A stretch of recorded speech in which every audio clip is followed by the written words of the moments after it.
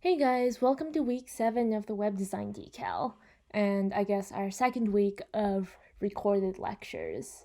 So, this is my first time recording a lecture instead of giving it live, and hopefully this works out. And yeah, this is Heidi.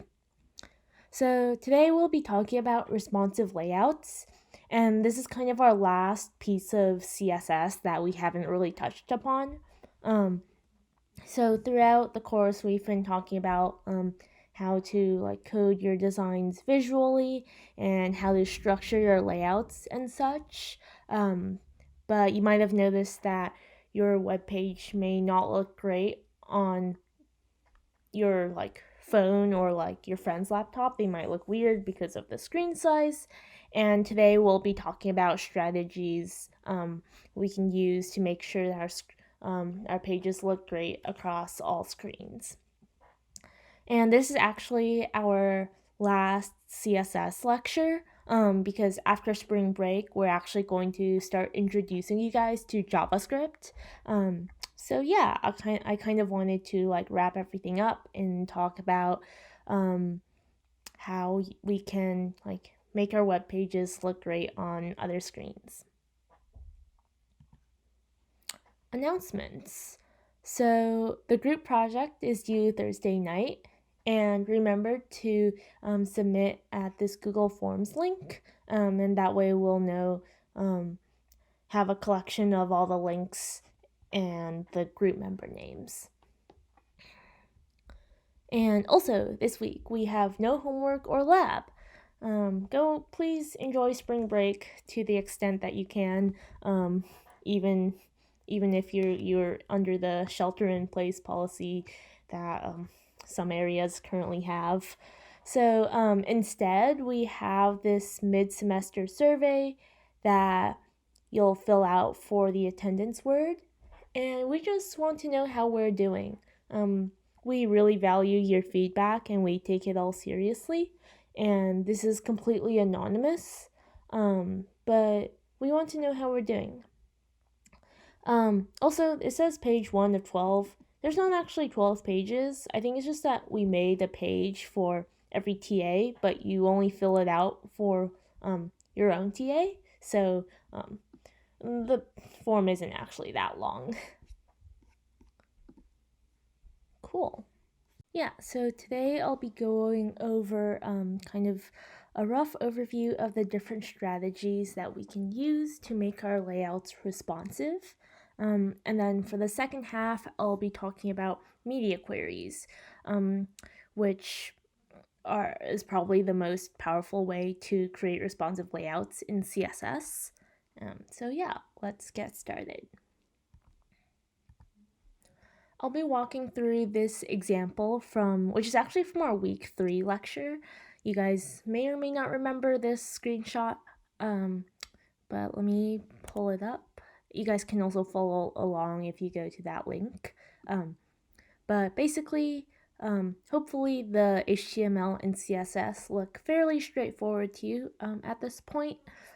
In our HTML, we have some headers, we have a link, we have some content in divs, and then in CSS, we have the usual changing fonts, background, spacing, and we have a flexbox container here for this content to be in a row.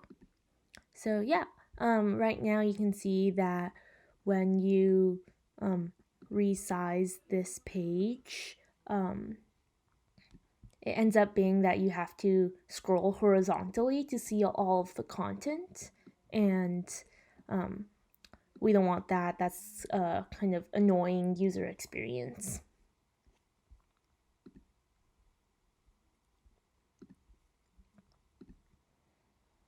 So the first strategy that we've talked a bit about before is to use percents as your unit instead of just pixels. And this kind of helps, as you can imagine, to make everything proportional to each other. And if they're proportional to each other instead of using absolute pixel values, then it might adapt to different screen sizes. The thing is that this only works to an extent. So if we see in this example where we set the width of this white container to 50%, and then when it looks really good on this like regularly sized screen, but when we make the screen very narrow, then the white container becomes very narrow, and we kind of have this extra space created by the background that um, we would have a like better use of space if we had a wider container in this view. So I'll show you what I mean in this demo. So here we have width 500 pixels, but instead let's try 50%. So right now it still looks pretty good. It looks like a pretty normal page, but once we start resizing, then you'll notice that in a much narrower design, we probably want a wider area for our content, as opposed to being restricted to just 50% of this narrow width. So our second strategy is to use the max width CSS property. And we've talked about using width before to set the width of your HTML elements, but setting max width says that make this element as wide as it can be up until this value, and if it cannot be like the maximum width, then it will kind of resize accordingly. And this is kind of pretty nice for simple results. So if you see that if we set this white container to have a max width of 500 pixels, then once the screen becomes less than 500 pixels, then it will actually resize with the screen. So let's take a look at what that looks like in our demo. So let's say max width of 500 pixels. So right now, the width of this this like little like screen is mentioned here in this like output, like it's like 800 pixels wide right now, and this is 500 pixels. And so now when we resize it and we get less than 500 pixels wide, then this white container kind of resizes with the screen, and it's pretty nice. Like we have this like still like sizable content area, as opposed to before when we were using the like 50%. So max width, you get a pretty nice result with just one line of CSS.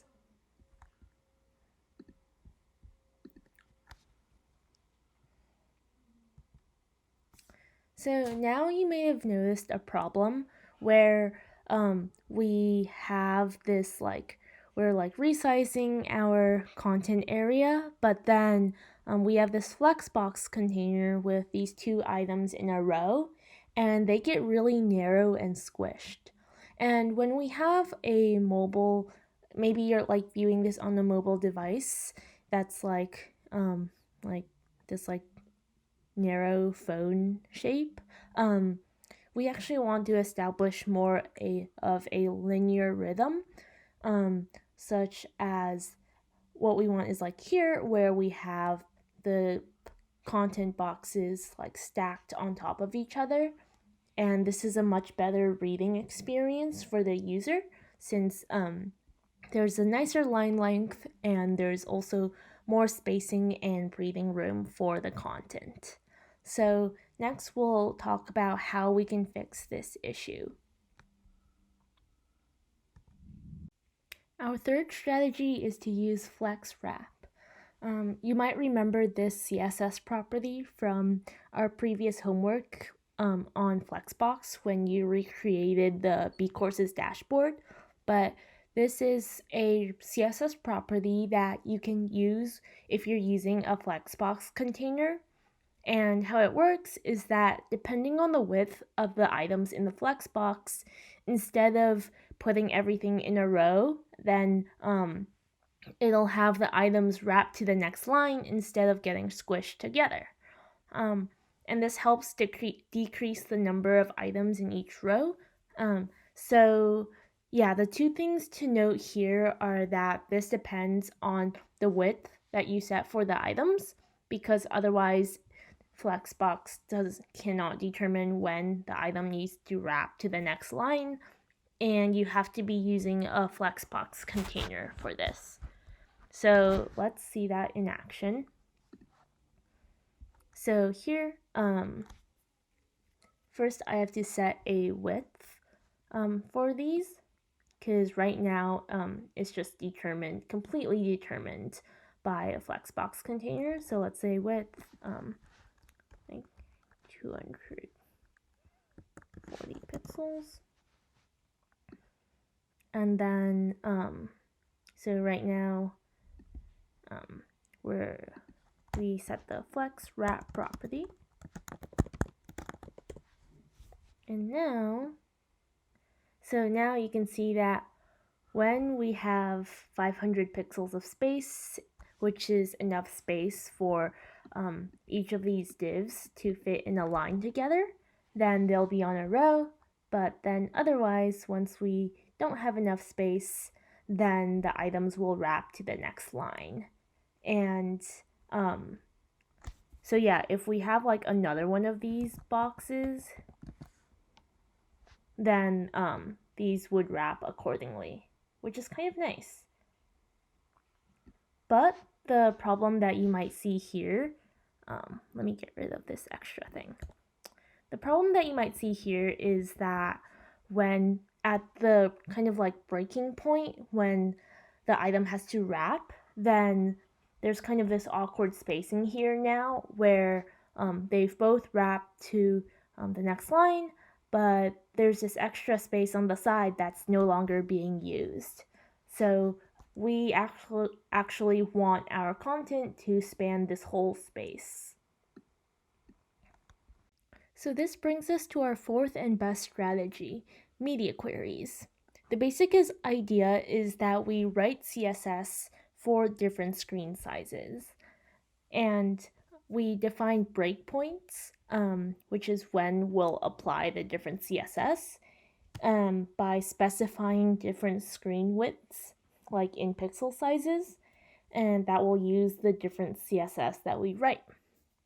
And these breakpoints can be basically like any pixel value, but we usually do ranges similar to the ones mentioned in this graphic, and it kind of broadly differentiates between phones, tablets, and laptops, which are kind of the three main categories of devices that people commonly use today.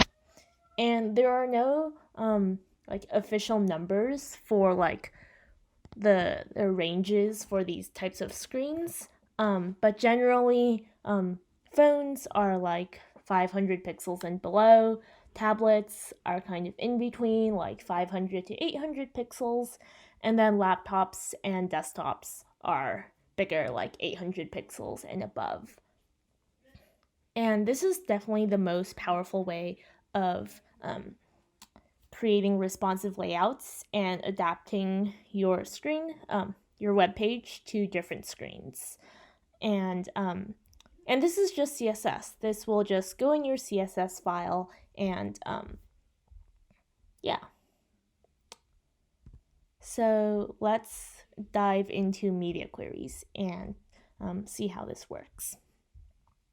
So up until now, I've been talking about like adapting your layout to different screen sizes, but the reality is that with media queries, we can actually design how we want to present our HTML document across different medias in general. So this is kind of like slightly tangential, but think about how is a web page really just meant for screens? Because yes, we usually like consume a web page on a computer screen or a phone screen, but let's say like you're printing out the web page, then that becomes a print document. Or for those who browse the web with a speech synthesizer, then that's another form of media that we haven't really been accounting for. So media queries allows us to kind of tailor our content for different devices. Now, for the purposes of this lecture and our course, we'll mostly be focusing on screens, since that's kind of what we're focusing our web pages for. But if you want to learn about like print design, then that's definitely like a whole topic that you can go into in the depths of the internet. So media queries are just another piece of CSS, and they would go right in our CSS files. Similar how we have these blocks of CSS. This is just another block of CSS. So first we say @media, and that tells the CSS that this is a media query. And note that this syntax looks a bit different from what we're used to, kind of like the keyframe animations from last week. It looks a bit different. We have this like outer thing, like opening brace and closing brace, and then we have our normal CSS inside of this block. So we say @media to say that this is a media query, and then we put our query, and we say that we're targeting screens, and we're targeting screens that are up to 600 pixels wide. So this might be targeting like phone screens. And then the result is that any CSS in here will be applied once this condition is matched. So on a normal large screen, this page would see this like font size 16 pixels. And then once we get to a small screen, then the font size would change to 14 pixels, is what this example would show. So yeah, it's just CSS with some extra steps. So in this example, with max width of 375 pixels, we're basically saying for screens that have a width of less than 375 pixels, use these CSS properties in addition to the ones above. So you might have other things in your CSS file already, and maybe the background color is set somewhere else. Then once we have a screen that's this like very narrow screen, then the background color will change because this will override CSS that you already have. So this is another example of a media query where we're matching all computer screens that are no larger than 600 pixels wide. And we can actually just try this out right now. Here I'm going to write a media query for this page. So we'll say @media screen and max width. I'm going to make it small, like 300 pixels. And we have this media query block here. And then, so when the screen is less than 300 pixels wide, I'll say that, I want the background color to change. So this would be body, background, let's say slate blue. So now we can see that here where I'm like resizing this, and then once I get to less than 300 pixels, then you can see the background, the edge here, that background color changed. So there we go. Here's a media query that's a bit more complex. So you can see that we can add more of these conditions just by saying and. So it'll be screen and minimum width of 200 pixels and maximum of 400. So this will match all screens between 200 and 400 pixels wide. So again, let's see that in action on our demo.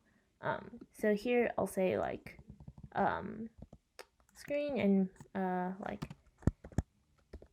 maybe I'll say okay, a min of 300 and a max of 400. So now we can see that so we're starting out, then we get to this 300 and 400 range, and then once we get out of that range, we're back to the normal background color.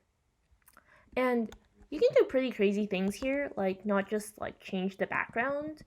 Like you can like, let's say the display property of CSS, and you can like hide things by saying display none. So maybe in that range, I just want to completely hide the title. So I'll just say h1 display none. And the result is that like the title just completely disappears.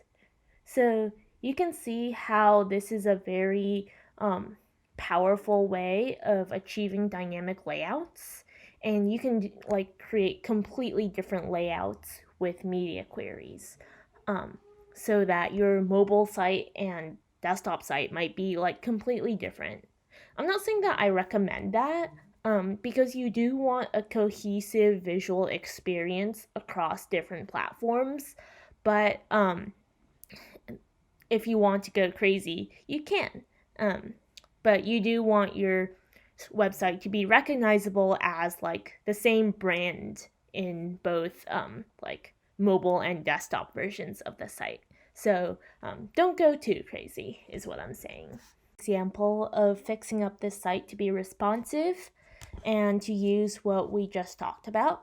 So where I left off with this example was that we were using Flexwrap, and the problem that we encountered was that there would be this awkward jump and this like a lot of unused space.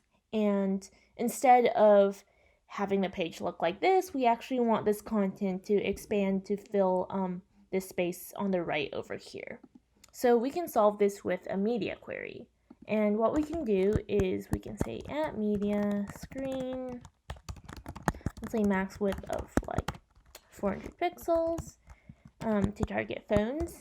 And then we'll say that in these conditions, instead of having the column be only half the width, and yeah, we can also define this in terms of percentages instead. So see, we're back at this like squishing problem.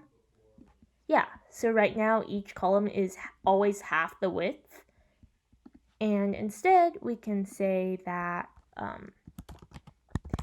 once the screen gets really narrow, to have a width of 100% and no margin, no spacing on the right. So auto run. Now this should, oh, why isn't it working? So this is actually an important note, actually, I just realized. So we need to put this media query at the bottom. And the reason we need to do this is because we need this to override what the previous CSS says. And one thing about CSS is that like the last thing that was said is what will be displayed. So in order for this CSS to override this part, it needs to be below it. So I believe it should work now. And there we go. So now we go from this 2-column layout to this 1-column layout, and it kind of gives us this like linear rhythm here. So there you have it, using media queries to make this layout responsive. So normally if we were doing this in class, then I would give like the next 10 minutes for you guys to work on this demo. But since that's not the case, I'll just like quickly show it to you guys, and you guys can maybe try it on your own if you would like to. So this was created by an old instructor, but basically, let's say we have a version of our navigation that we want to show on desktop screens, and we have one that we want to show on mobile screens. This is a pretty common design pattern where you might see that on mobile, the navigation is either hidden or smaller or in some sort of drop-down menu. And this is because we can't have the navigation bar taking up so much space on a phone. So in this case, try using a media query to make it so that users will see this mobile navigation div on smaller screens and hide the desktop navigation. So there's some stuff given. Right now this like mobile nav div is empty, but feel free to add to it to see the actual effects. And then we have some media queries here, but try filling it in.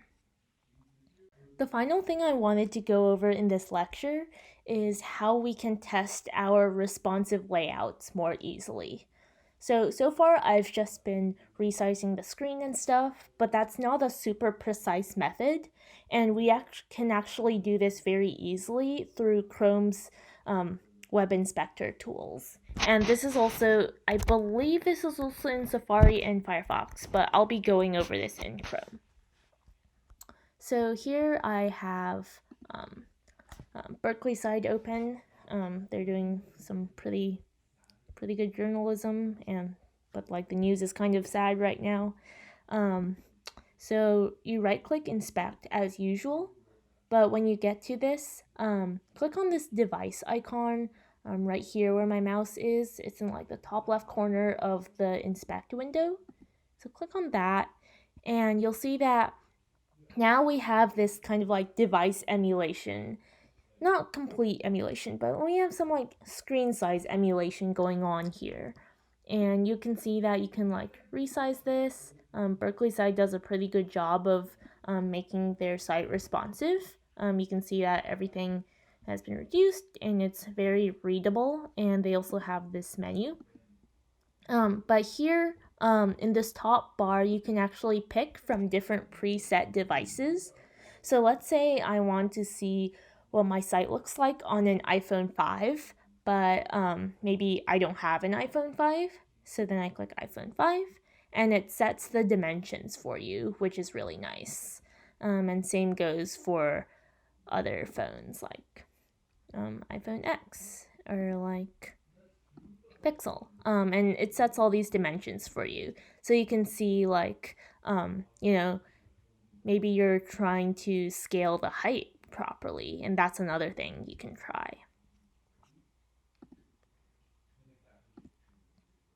So ultimately you want to consider like your target audience and like who you're targeting to, who you expect to use your page the most and on what device.